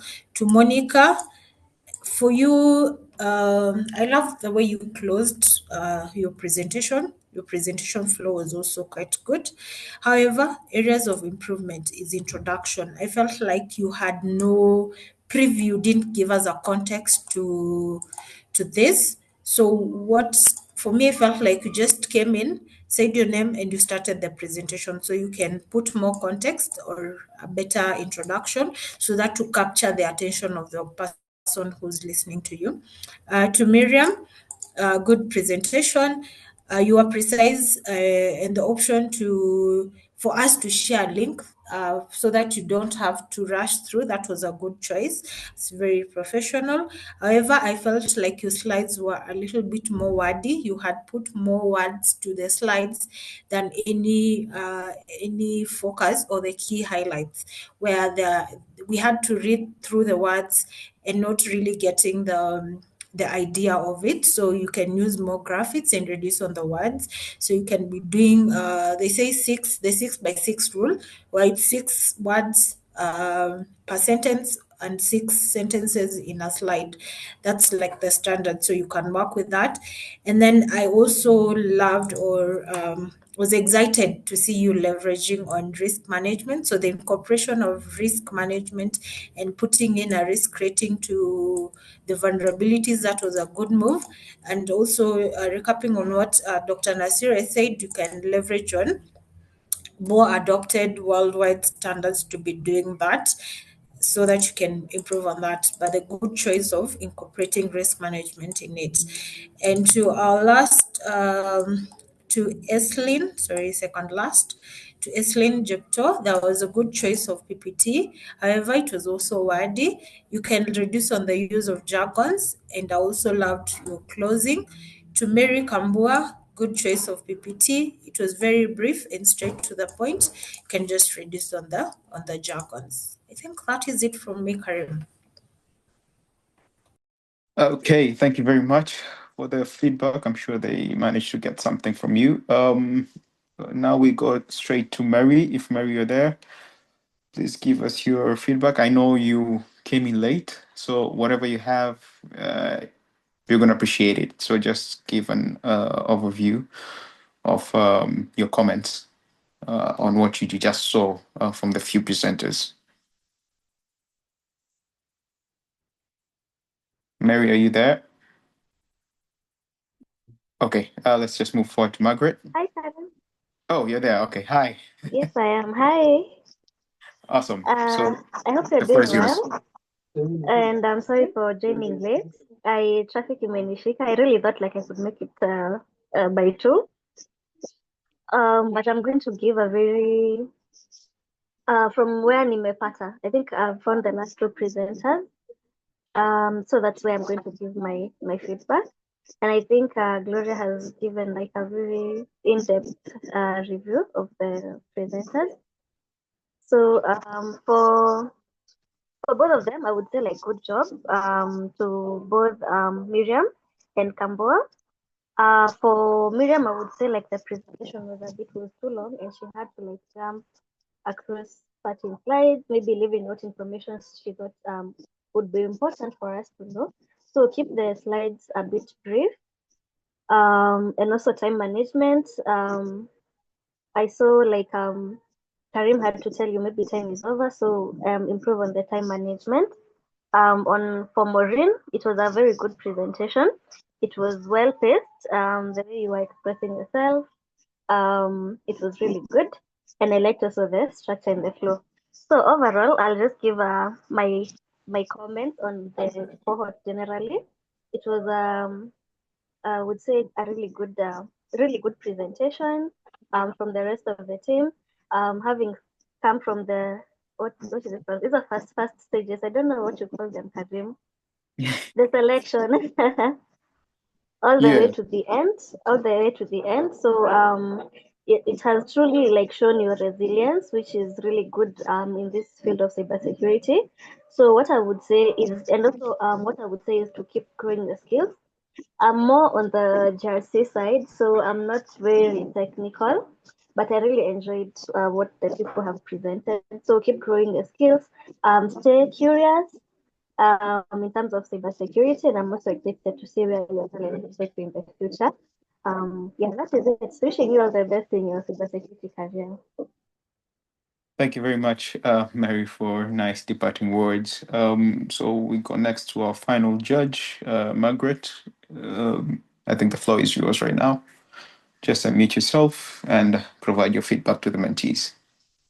Thanks, Karim, and thanks to the presenters. So I want to start by recognizing your effort for everything that you've been doing, going through the boot camp and finally doing this presentation. So I know you had a lot to present and you've been able to present all of it, but I know most of you probably needed more time to just present all of your content. So I want to start by saying that most times presentation time will be limited, and always find a way to make your report into presentations. Just ensure that everything that is in your report is well summarized into your presentation. So for Terence, your presentation on the technical side was very well captured. But I would like you to work on your liveliness and your storytelling. Just make sure that your presentation is more lively and more engaging.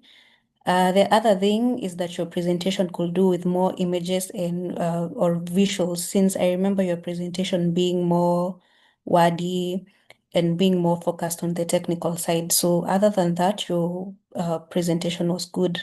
So for Vivian, you had a great introduction and storytelling throughout the presentation, and your presentation was also alive and had proper visuals. So for this case, find a way to summarize your content during presentations and focus on the most important parts of it. So reduce your slides so that you can focus more on the important things. So for Joshua, I loved the technical introduction of what the CTF aim was for. And then the other thing that was good was the description of the different vulnerabilities and how they can be exploited, which introduces the business side of things or merges the technical and the non-technical side of things. So this means that you're also able to deliver the technical and the non-technical points. Your storytelling skills are good, but there's definitely room for improvement. For C-File, great presentation, but master your content well. And then focus on the content. Don't wander outside the presentation, like saying how challenging it was and other things which are not related to the presentation. Because when you start talking about other things which are not focusing on what you want your audience to know, then you won't have enough time to present what you really want. So focus on these 2 points and this will allow you to keep time during presentations. So for Wahoo, you had great confidence in the presentation and you had a lot of content to show. However, your slides were too many, and that's why you were not able to cover all of them. That's why you are doing an overview and it felt more like you were skimming on it. So next time, try to summarize, and with the summary, you'll be able to like put more.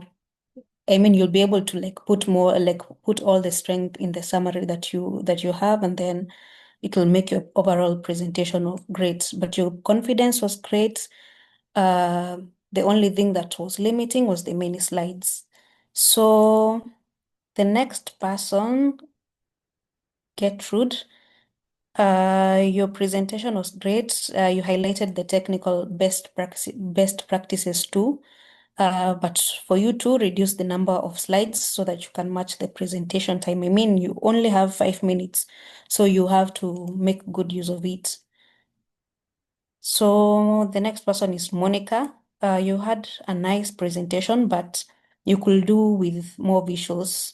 Yes, your fonts were nice, and I see you used Canva to do your presentation, but then introduce more visuals to your presentation. So the other thing is to introduce what weaknesses, vulnerabilities can have, which also means that you need to practice more on merging the technical and the storytelling side of your presentation so that you can bring in the points well. So the other person is Miriam.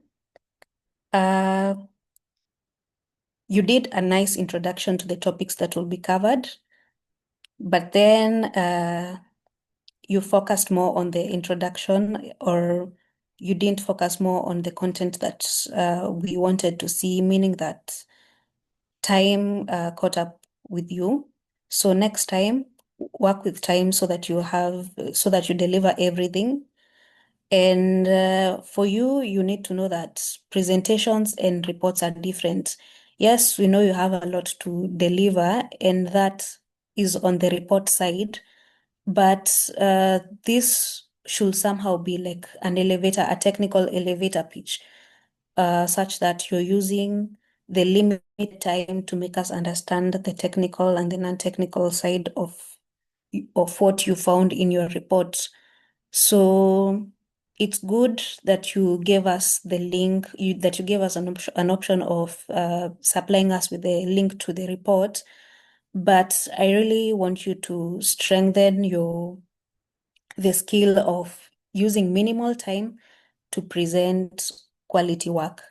The other thing is to introduce visual and images to your presentation. The other person is Eslin. Great confidence when starting the presentation, but don't put too much effort on the introduction, since there's definitely more parts of the presentation that need that time. And similarly, I want you to work on the same skill with Miriam. So practice on summarization during presentation. Sorry, your content was summarized, but then focus on quality too, because yes, you can summarize your work, but then over summarizing can make content lose meaning. So know what you want to summarize and know what is important. So that's for Eslin. And then for Maureen Kambua, you had a great summarization of the presentation, and your slides were nice.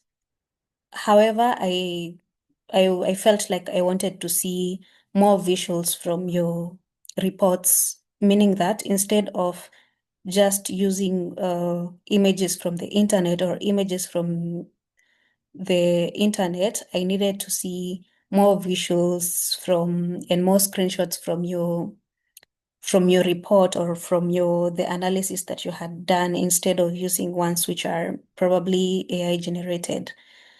So that's the overall remarks for everyone.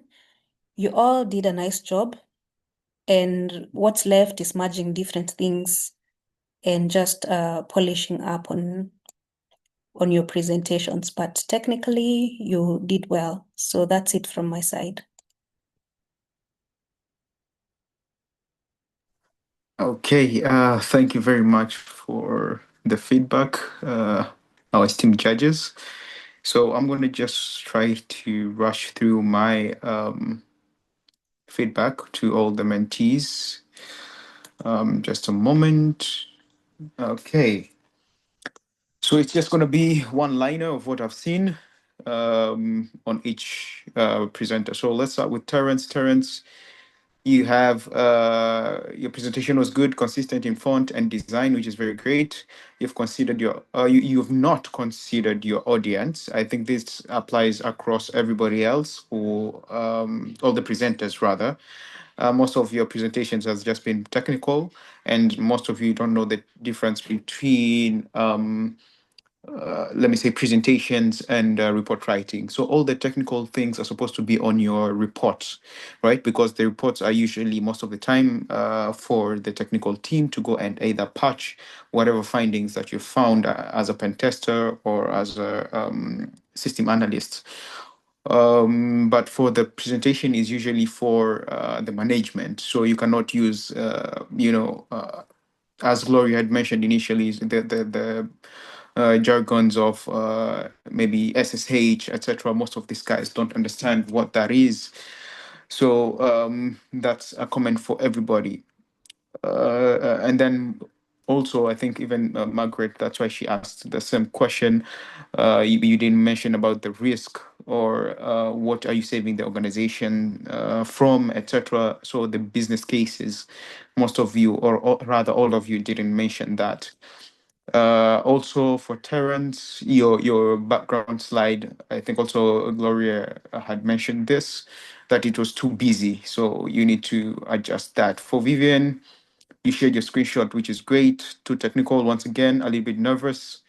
You explained the steps very well, provided a recommendation, which is great. A lot of content on your slides. You need to use of that. Made use of memes for humor, which is okay from my perspective anyway. Great, but not for the management. But if you went for public speaking, also great. I think the other comment is about the business cases. I've talked about that. Joshua, use of screenshots, great. Slide design needs improvement to technical. You need to understand your audience. There was no enthusiasm while you're presenting. C-file, once again, screenshots, great. You shared your lessons, tool and methodologies, very great. Added what you've learned. Time usage was not effective. You need to work on that. Wahoo, great slides. You showed your steps, lesson learned. Same comment. You need to know your audience. The board doesn't understand technical things. Gertrude, your slides could be improved. You explained very well your issues, lessons learned, etc. You explained what you did. Very good. Monica, nice presentation, great explanations, well organized, confident, great lesson learned, impressive presentation. Miriam, great presentation. Slides were a little bit too wordy. You shared impact, lesson learned, which is great. You did risk, great. I think it's perfect. You understood what you were doing, and you managed to explain a little bit on your understanding. That's great. I think the rest I mentioned initially, but also time management. And then also, I think most of you were reading directly from the PowerPoint. So one thing I need to mention is presentations are not there for you to go and read to your audience. No, it's for you to explain. Presentation is just meant there to be as a guide for you and know what you're supposed to talk about, but not for you to go and read every word from start to the end. So you need to learn your presentation skills. Eslin, great slides, great summary, methodologies explained very well and good. You are reading directly from the slides. Once again, good use of resources like AI, so the LLMs and all that. I liked your lesson learned rather. Maureen, nice slides, but they were too wordy. You are also reading from the slides, and I liked your recommendations, which you've added. So yeah, that's my brief rush over your presentations for each of the mentees. Mr. Harvey has some comments, I think. He was among the judges who judged your reports. So Harvey, feel free to unmute yourself and yeah, give your input. Okay, thank you so much, Karim, and the team. Thank you, judges, for helping and steering the mentees into the right direction. I've seen them. It's like they were reading the same script. So if by any chance I was an employer, I would be wondering what is the difference between the first and the last one. So what kind of aspect will sell out to some? So the mentees need to ask themselves, what do I think will sell me out? Um, if I'm doing this presentation to stakeholders rather than just seeing it as a CTF way.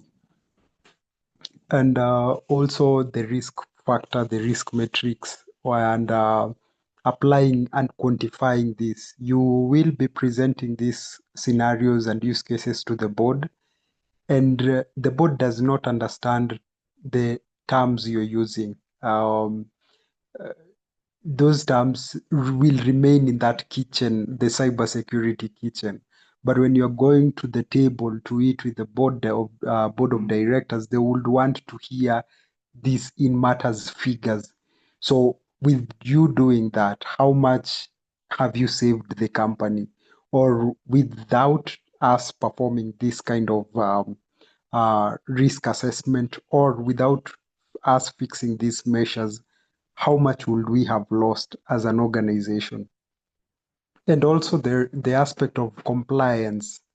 Yeah, I mean so much into GRC, and what were the governance structures that you would have put in place? I would have used this. I would have used these 5 minutes given to me to just highlight on those rather than go to the presentation. I believe the judges had already gone through them, and they were like, now, okay, now let us see what else you will do. But you ended up presenting the same thing. So leaving us wondered, okay, now what difference would it have made if we had gone through it? Say key sell out for you. But otherwise it was don't look at me as Judge Ian of Tasker Project Fame, whereby he was just a critic, but allow me also to congratulate you for the good and amazing job done, in that you went through that entire process.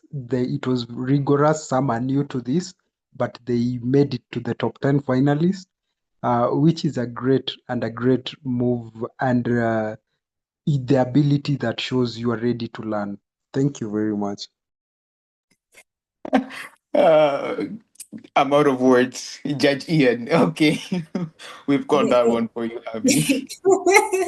They may not even remember Tasker Fame. That's where I'm laughing. Yeah. So I think this marks the end of our demo day, marks the end of our bootcamp. It is to my hope that everybody has managed to learn something, especially from the feedback that the judges have been giving out throughout. And it's my hope that most of you, after leaving this bootcamp, will either be employed or will excel in the organizations that you are in right now. So I'd really like to take this opportunity to thank each and every one of you for attending this bootcamp, for making this bootcamp a success. Because without all of you here, then the cohort 3 wouldn't be cohort 3. So thank you for each and every one of you. Congratulations to every one of you. And in the next few hours, we will announce the winners, the top 5 winners, and then we're gonna roll out the adverts to our all social medias. And for those who didn't make in the top finalists, also please feel free to congratulate the top 10 finalists for their hard work, for their dedication, and for the time well spent within the bootcamp. Apart from that, thank you very much. Also, just to mention, I'm gonna provide later on, either if it's today or tomorrow, you'll all get the link to your certificates. Some of you will have multiple certificates, depending on some of the activities that you've done. So either if it's the CTF winner, or certificate of participation, or the among the top three winners, etc. So some of you will have multiple certificates, some of you will have, the single certificates that you've got. So you'll just get into the drive folder rather, and then get access to your certificates, because I'll just dump them all of them in the Google Drive. It's just for you to look for your name and get your certificate to save us time and effort. So once again, thank you very much to the judges, all of the judges, the mentors. Thank you very much for taking time to attend this session. I really appreciate your efforts, your time, and on behalf of the team, we are very thankful for making this bootcamp a success. So, guys, I think this is the end, but it shouldn't be the end of us interacting and getting to learn from each other. So, thank you very much and Hey, have a lovely Karim, weekend. before you end the session, could I ask one last thing, please? Yeah, go on. Uh, Considering the insights you and the mentors have given us, it's really hard to find things like model presentations or reports that you can use as, what can I say, as guides. If you do know any resources we can use, could you please share them or point us in the right direction, if you don't mind? Okay, so do you mean in terms of the report writing and presentation, if I got you right? Yeah. Like if you've seen any good reports or good Okay, presentations that we can use. okay, awesome. So to the judges and mentors who are here, if you know any, feel free to just drop them on my WhatsApp, and then I'll share it to the mentees so that everybody can, be able to follow up on that. So, ladies and gentlemen, thank you very much. Have a lovely weekend. In the next few hours, we are going to announce the winners. And I wish you all the best to the mentees, and feel free to continue interacting with us. The mentors, I'm sure they'll be more than willing to continue to providing some sort of assistance and help in your journey as you keep on growing in this industry. So, everybody, see you and have a lovely weekend. Cheers.